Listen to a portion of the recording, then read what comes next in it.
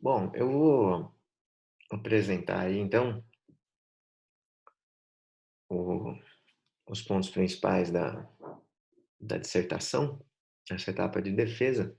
O título do nosso trabalho é Extração de Características e Aprendizado Não Supervisionados em Imagens hiperespectrais, certo? Então, pelo título aqui, identificamos três elementos principais, com quais vamos estar trabalhando: extração de características não supervisionada, aprendizado não supervisionado, né? Depois dessa extração de características, também conhecido como agrupamento, aprendizado não supervisionado, e a aplicação desses dois métodos em imagens hiperespectrais.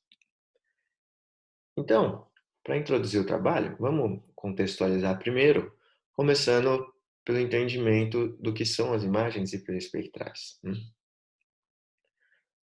Vamos para esse slide aqui. Bom, quando a radiação solar atinge a superfície terrestre, né? Uma dada superfície, uma dada cena, por exemplo, essa região aqui, vai refletir parte da radiação e vai absorver outra parte, né? Então, se nós tivermos um sensor que é denominado sensor hiperespectral, por que hiperespectral? Porque o, ele divide o espectro, né? A faixa de luz visível do espectro em centenas, né? Por isso hiperespectral, em centenas de canais. E aí ele vai receber nessas centenas de canais que ele vai discretizar aqui, né? A faixa contínua do espectro, ele vai receber em cada canal o que a cena refletir, né? Parcialmente nesse canal, né? Nesse comprimento de onda ou nessa banda, né? Ou nessa cor, digamos, né? Então, por exemplo, dado um pixel aqui, hiperespectral, né, ele vai ter diferentes valores de refletância, né, nos diferentes comprimentos de onda.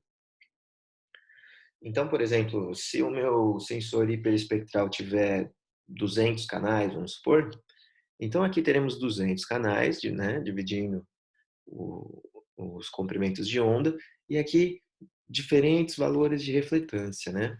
Aqui nesse gráfico ele dá ainda uma visão de que cor mais ou menos corresponderia a cada comprimento de onda aqui. Então essa é a diferença, né? Uma imagem em tons de cinza, por exemplo, nós estaríamos capturando em um canal só, por exemplo, canal cinza, né? E aí a refletância seria baixa para regiões mais escuras e alta para regiões mais claras, mais próximas do branco, né? Teríamos essa representação em cinza.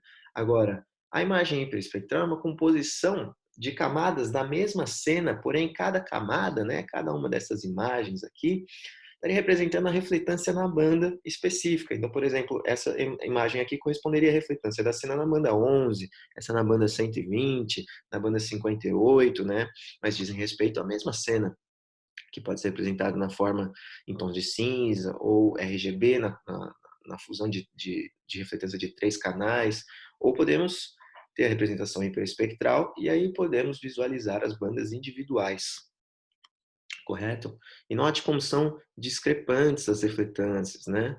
Nas regiões entre as diferentes bandas. E aí temos, por exemplo, aqui a verdade terrestre, né? A anotação do especialista em 14 classes, por exemplo, né, de que essa regiãozinha, né, junto com essas outras, por exemplo, corresponderiam à mesma classe, já essa aqui é a outra classe, e essa seria a verdade, né, a verdade terrestre, o que estaremos interessados em discriminar. Mas note como a imagem, quando capturada com bastante informação, né, com sensores hiperespectrais, não deixa isso claro, correto? Então temos esse empilhamento aqui de camadas, né? Tomando como um vetor seria esse empilhamento aqui, tomando um pixel, perdão, e esse pixel tem uma representação em forma de vetor, né? No entendimento de que ele tem diferentes valores de refletância para para diferentes bandas, né? Então posso entender isso como um vetor linha com 200 colunas, vamos supor, e eu posso fazer um mapeamento aqui desse espaço espectral para um espaço de características. Justamente isso. Eu tenho um pixel, por exemplo, eu analiso a assinatura espectral dele e eu sei que ele é um pixel correspondente à área de vegetação, por exemplo, eu posso marcar dois valores aqui para representar esse pixel num espaço de características bidimensional, por exemplo, né? Então, se eu pego o valor de lambda 2 e lambda 1 aqui do pixel de vegetação, eu ploto ele aqui, por exemplo. E assim, né, para os outros materiais também. No caso de considerar todas as bandas da imagem, né, que seria na ordem de centenas, então eu vou ter aqui um espaço de características de 200 coordenadas, né, uma base formada por 200 vetores na base, né? Então, cada pixel de D bandas é representado por um vetor D-dimensional, onde a iésima coordenada do vetor é a refletância na iésima banda do pixel, correto? E aí a imagem é entendida como um cubo espectral de N1 por N2 pixels por D bandas, né? Conforme essa representação aqui. Muito bem, então temos a representação do pixel de uma imagem hiperespectral na forma de um vetor. E esse vetor vai estar no espaço D-dimensional com D na ordem de centenas. Temos esse fato. E aí vamos começar a entender, também contextualizar o conceito da maldição da dimensionalidade para entender como que depois, né, as imagens hiperespectrais vão se relacionar com esse conceito. Esse conceito aqui, ele pode ser encarado de dois pontos de vista, de aprendizado de máquina e de geométrico. No aprendizado de máquina, ele diz respeito à relação entre o número de atributos e a quantia de amostras necessárias para se estimar uma função. E existe um fenômeno, o fenômeno de Hughes, que evidencia que existe um ponto nessa relação, né, entre atributos e amostras, onde se observa uma degradação na estimação dessa função. Ou seja, se eu tenho um classificador desenvolvido com um número fixo de amostras n aqui, conforme eu aumento a dimensionalidade d, né, o número de atributos, eu percebo que existe um ponto em que o erro de classificação começa a aumentar, né? Esse é o que o fenômeno mostra. E do ponto de vista geométrico, a maldição da dimensionalidade também é conhecida como fenômeno do espaço vazio ou da concentração. Por que fenômeno do espaço vazio ou da concentração? Porque os pontos, né, correspondentes a essas amostras aqui, conforme você vai aumentando a dimensionalidade, começa a se observar que eles vão formando estruturas cujo volume começa a se concentrar nas bordas. Tá vendo? Ó?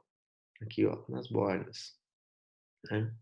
Ou seja, o espaço começa a se tornar vazio e começa a acontecer uma concentração dos pontos nas bordas. Isso torna a matriz de covariância dos dados mal condicionada. Por quê? Porque uma direção vai começar a reter muita variância em relação às demais. E aí você observa que se isso era originalmente, por exemplo, uma distribuição normal, digamos aqui, né, por exemplo, uma bem variada, a concentração amostral começa a se dar na cauda da distribuição, em vez de ao redor da média, que estaria aqui, correto? E você também observa que a norma euclidiana perde poder discriminativo, né? Essa seria a norma euclidiana entre esses dois pontos, mas na verdade eles não são vizinhos próximos, né? Eles são vizinhos distantes, porque na realidade eles estão separados por essa distância aqui, né?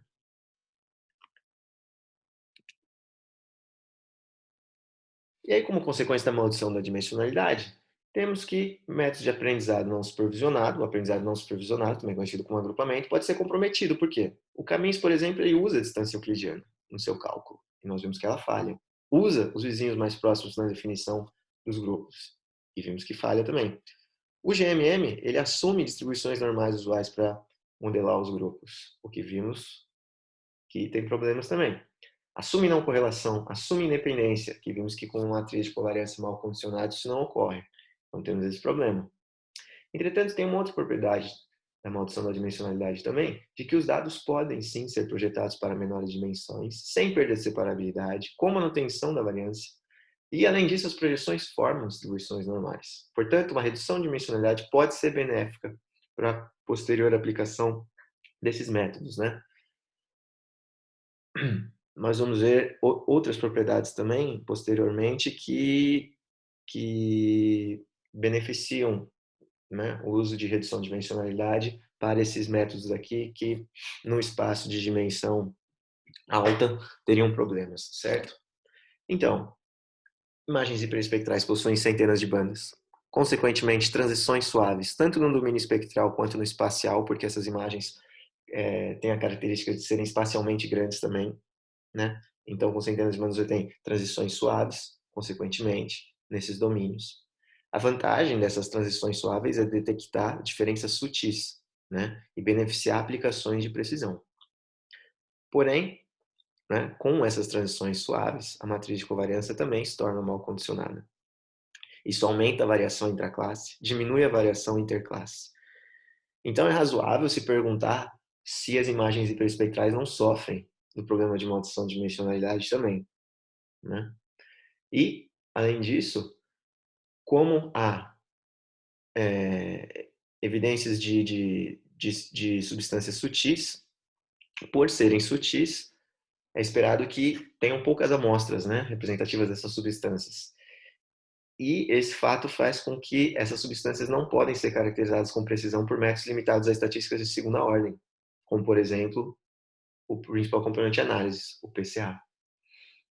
Então, dado esse problema, qual que é o nosso objetivo? É verificar se a extração não supervisionada de características, prévia ao método GMM, traz benefícios, né? Vai ficar mais claro por que escolhemos a extração não supervisionada, né? Posteriormente. E, conforme esse problema aqui, adicionalmente, gostaríamos de investigar o benefício da extração não linear, comparada à linear, né? Então, vamos dar a fundamentação teórica dos métodos que escolhemos aqui para o entendimento e para ficar mais claro como atingiremos o objetivo, certo? Para explicarmos a metodologia posteriormente. A redução de dimensionalidade ela pode ser caracterizada em termos do nível de supervisão, né, com o uso de informação de classe, né, com pouco uso ou sem uso. E nós usaremos o caso não supervisionado. Também pode ser caracterizada em termos da estratégia, né, de composição das novas características, né, na dimensão reduzida. Elas podem ser via seleção de um subconjunto das características originais ou por extração. A extração, o que é? É a geração de novas características para uma função f no domínio, no espaço D maiúsculo aqui, dimensional, né? Para o espaço de dimensão reduzida, D minúsculo, Dzinho menor que D maiúsculo. E com a função de transformação fazendo exatamente o mapeamento de um ponto nas coordenadas originais para novas coordenadas no espaço reduzido. E essa função ela pode ser linear ou não linear. Na extração linear, dados n pontos d dimensionais, no conjunto x aqui, x1 a xn, uma escolha de dimensionalidade d menor do que d, otimizar o objetivo, né, é otimizar uma função f para produzir uma transformação linear t, que vai ser responsável pelo mapeamento das coordenadas antigas para as novas coordenadas. Então, via uma transformação linear, e por isso chamado de extração linear. O PCA é o método mais conhecido de extração linear, e particularmente ele atua fazendo uma rotação do sistema de coordenadas original, com eliminação da correlação e maximização das variâncias nos novos eixos. De forma resumida, é isso. Agora, a extração não linear, nós vamos usar os métodos Isometric Feature Mapping. O que faz esse método? Eu tenho aqui, por exemplo, aquele conjunto de pontos lá que está entendido como inserido no espaço de alta dimensionalidade aqui, certo? Que eu já mostrei anteriormente. Qual que é a estratégia do isomap? Construir o grafo unindo os vizinhos mais próximos. Então ele constrói aqui o grafo unindo os vizinhos mais próximos, no item B. Ele vai computar os menores caminhos entre cada par de vértices e encontrar um mapeamento para um espaço de menor dimensão que preserve essas distâncias. Ou seja, ele está passando aqui do tridimensional para o bidimensional, por exemplo, esses mesmos pontos, né? É como se ele estivesse desenrolando essa estrutura aqui no item C. E aí ele vai utilizar os menores caminhos entre cada par de vértices, por exemplo, entre esse par de vértices, vai calcular o menor caminho aqui no gráfico que ele construiu. E isso vai ser uma aproximação da distância real, né? Você tinha a distância real em azul aqui e ela foi aproximada pela distância em vermelho aqui. E aí ele encontrou um mapeamento para espaço de menor dimensão, preservando essa distância, correto? Já o LLE, né? Local Linear Embedding, como o nome sugere, ele vai fazer isso. Ele vai assumir que em estruturas desse tipo, por exemplo, aquela mesma estrutura que estamos trabalhando, você pode assumir uma localidade planar, né? Como se numa pequena localidade aqui elas estivessem num plano, né? Tivesse um plano tangente aqui, uma localidade linear, né? Então, pegando essa localidade, por exemplo, esses pontos em vermelho e o ponto em preto aqui poderiam estar nessa localidade. Então, ele vai assumir essa localidade, né? E o que ele vai fazer? Ele vai procurar pelos pesos de reconstrução ótimos, pesos W, né? Que querem responder a seguinte pergunta, né? Como eu melhor descrevo um determinado ponto dessa vizinhança com base nos seus vizinhos? Então, ele quer encontrar os pesos que minimizam essa equação aqui, né? Porque ele faz isso para todos os pontos na vizinhança, correto? E aí, depois que ele encontra esses pesos, né, ele vai usar para encontrar nas novas coordenadas, né? Então, ele quer manter essas relações de vizinhança encontradas por esses pesos. E aí ele passa aqui, ó, do espaço 5-dimensional, por exemplo, para o bidimensional, usando esses pesos, ele consegue encontrar as novas coordenadas. Bom, nesse exemplo aqui, né, dessa estrutura que estamos trabalhando, note que se a classificação do especialista fosse dividida nessas classes aqui, violeta, azul, verde, né, o PCA, ao fazer a redução de dimensionalidade, ele misturaria, né? Ele prejudicaria a separação de classes, diferentemente do isomap do LLE. O isomap, por exemplo, ele iria fazer essa transformação aqui, preservando a separação original de classes. E a motivação da escolha de abordagem de extração não supervisionada, né, e desses 3 métodos em específico, é de que o isomap e o LLE foram pioneiros na categoria de métodos não lineares. Escolhemos esses dois, né, como representantes. Além disso, porque o isomap tem uma estratégia global e o LLE uma estratégia local, e ambos são de extração não supervisionada. E, portanto, o método linear de extração não supervisionada teve que ser escolhido para comparação. E o PCA consideramos como sendo a melhor escolha, né, por ser o mais usado. Também no contexto hiperespectral, uma frequente indisponibilidade da informação de classe, né, o que também influenciou para a nossa escolha da abordagem não supervisionada. Outras considerações importantes finais aqui é que em espaços de alta dimensão, como mostramos, as amostras estão correlacionadas. Isso é um pré-requisito do PCA, né, o que permite a sua aplicação. E esses 3 métodos de DR que estamos utilizando, no fim do processo, obtém uma base ortonormal, um novo espaço de D dimensões, e também obtém a decorrelação das variáveis. E uma base ortonormal e a decorrelação das variáveis, respectivamente, são pré-requisitos do caminhos e do GMM. Então, há um encaixe entre os métodos de agrupamento que estamos utilizando e os métodos de redução de dimensionalidade que estamos utilizando.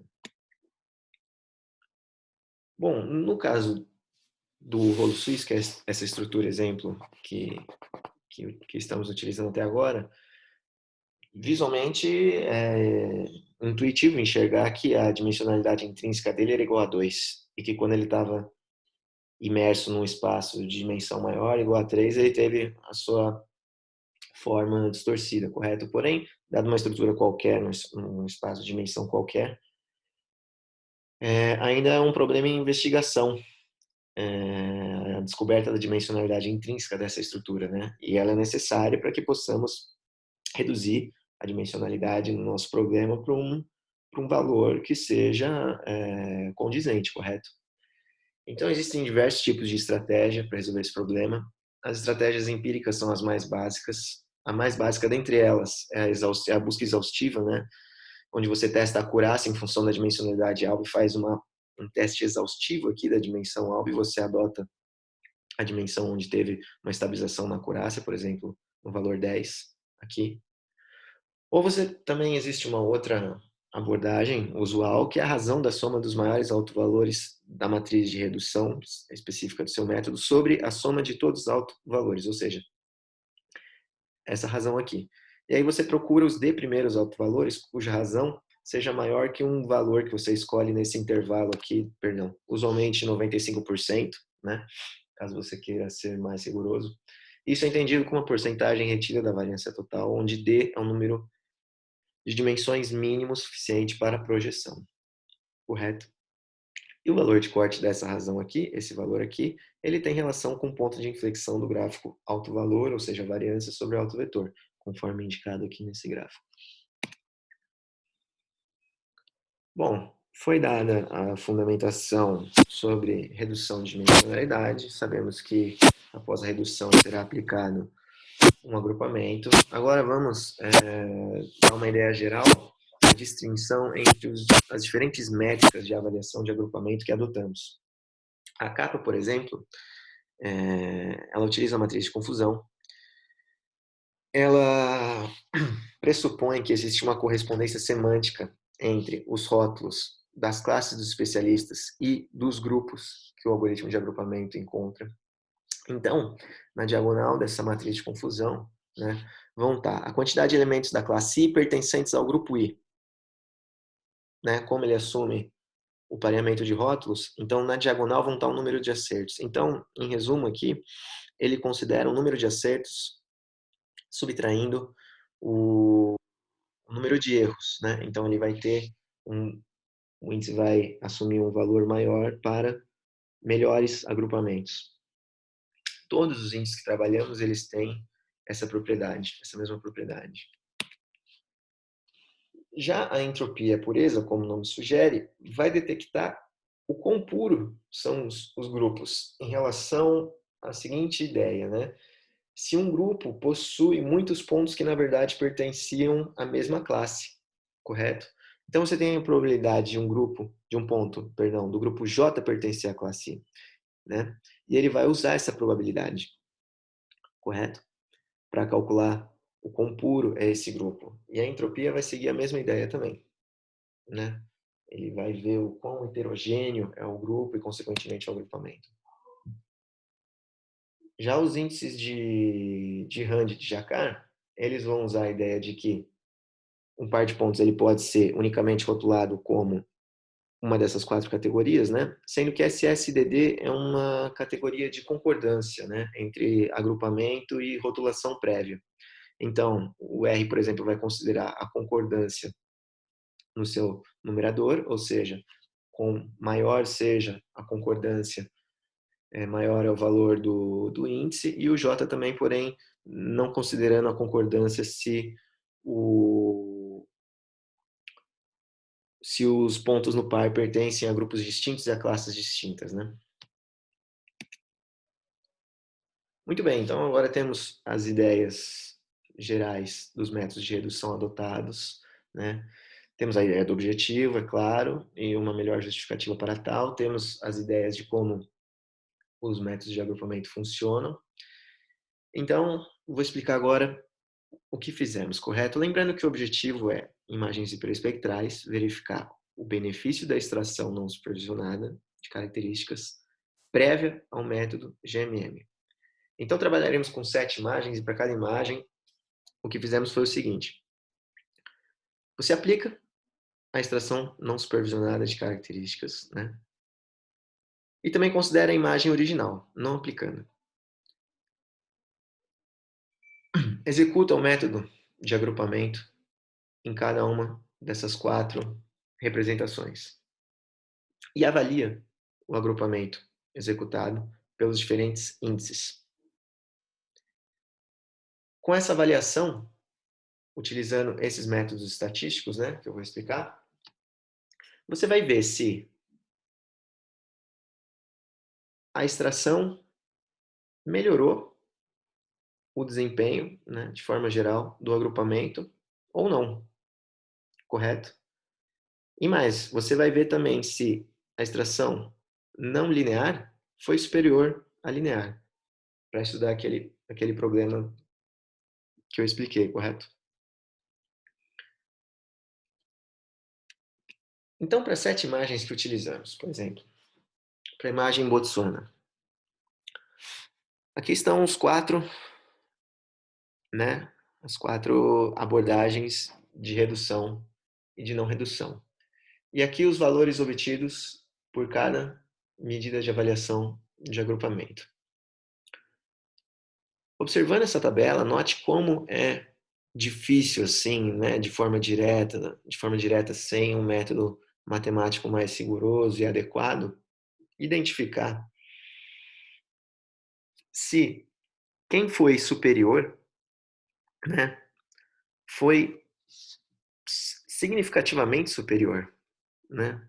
Você pode calcular a média da coluna e comparar as médias, mas você não pode concluir nada a partir disso. Então você necessita de um método, nesse caso, chamado de comparação múltipla, não paramétrico, porque nós não temos certeza, né, e não podemos concluir qual seria a distribuição que rege essas diferentes avaliações. Então, nós temos que utilizar métodos estatísticos de comparação múltipla, porque eu vou estar comparando aqui múltiplas abordagens, não paramétricos. Então, adotamos os métodos de Friedman e de Bonferroni. Aqui estão os resultados das outras imagens, eu vou voltar em cada um conforme a explicação desses dois métodos. O método de Friedman vai indicar se houve distinção entre algum par de métodos, né? Se houve distinção entre algum par de métodos, entre esse, ou entre esse, ou entre esse, para todos. Ele vai resultar um valor de p-value, como todo teste de hipótese, né? E quando esse valor for menor do que 0,05, isso significa que houve uma diferença estatística significativa entre algum par de métodos. Então, na imagem Indian Pines, por exemplo, o valor foi maior do que 0,05, ou seja, ele disse que não houve diferença, né? E de fato aqui, olhando o gráfico, olhando os valores realmente estão muito próximos, correto? Todos. E o método de Friedman confirma, dizendo que não houve, para essa imagem não houve diferença entre métodos, né? Então, não vamos aplicar o Bonferroni na sequência para descobrir quais foram os pares de métodos que diferiram, porque não houve diferença para essa imagem. Já na Salinas A, por exemplo, foi menor, o p-value foi menor do que 0,05.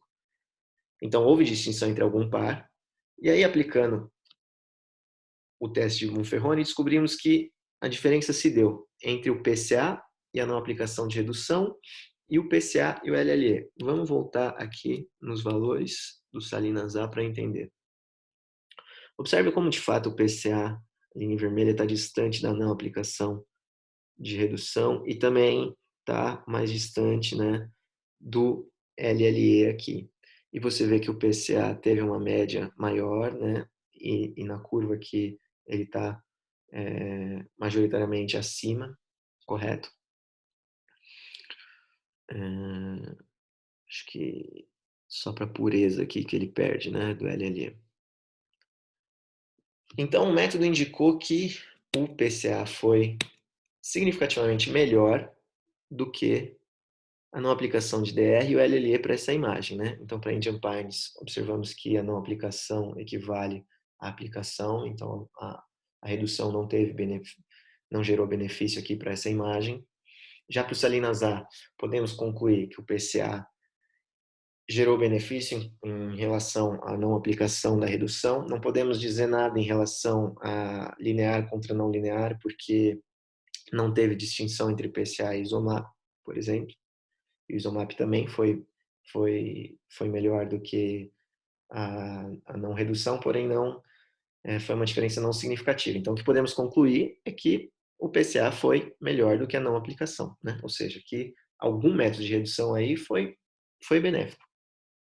Seguindo essa mesma lógica, né, de analisar essa tabela e aqueles outros resultados, nós vamos chegar nessas conclusões aqui, de que para Salinas não houve diferença, para Pávia o LLE foi melhor do que o NDR e o PCA, Pávia o PCA foi melhor que o NDR, KSC o LLE maior que o PCA e o Isomap, em Botsuana o Isomap maior do que a NDR e o PCA. O que podemos concluir a partir disso, né? Que a redução trouxe sim benefício ao agrupamento para a maioria das imagens, né? Note aqui que das 7, somente em 2 ocorreu equivalência, correto? Então, uma evidência empírica de manifestação da maldição da dimensionalidade em imagens hiperespectrais foi apresentada. Já a contribuição de métodos não lineares é dependente da imagem e, consequentemente, da quantidade de amostras por classe, né? Lembram que eu disse sobre a baixa quantidade de amostras em substâncias sutis, e seria aí a diferenciação entre métodos lineares e não lineares. Então, como você observa aqui, das 5 imagens em que a redução foi benéfica, em 3, um método não linear foi significativamente melhor do que um método linear, certo? Em Botsuana, em KSC e em Ipávia. Porém, de 5 em 2, não pudemos concluir se houve diferença entre métodos lineares e não lineares, correto? E a justificativa para esse fato foi dada com a exibição da teoria dos diferentes métodos, né? Principalmente na dissertação, aí, nem tanto na apresentação. A apresentação foi mais um resumo. Então, utilizamos nesse trabalho a extração de características e aprendizado não supervisionado. Isso não é muito usual na literatura, né? Utiliza-se mais classificadores supervisionados. E é importante a utilização não supervisionada devido ao fato, né, da dificuldade de rotulação no contexto hiperespectral. Porém, utilizamos informação de classe na validação externa, né, que é uma validação mais robusta em comparação à interna. Quando você tem a disponibilidade de classe, ela é preferível, né, para você embasar o seu estudo, né, para comparar um agrupamento com a classificação real. Utilizamos imagens reais, volumosas. Utilizamos 7 imagens, né? Em outros trabalhos você vai encontrar o uso somente de 2 imagens, imagens pequenas, imagens sintéticas. E utilizamos testes de comparação múltipla não paramétricos, né? Que é uma ferramenta mais confiável para se derivar conclusões no teste de hipótese que nós estamos fazendo aqui, por exemplo. Então, é isso.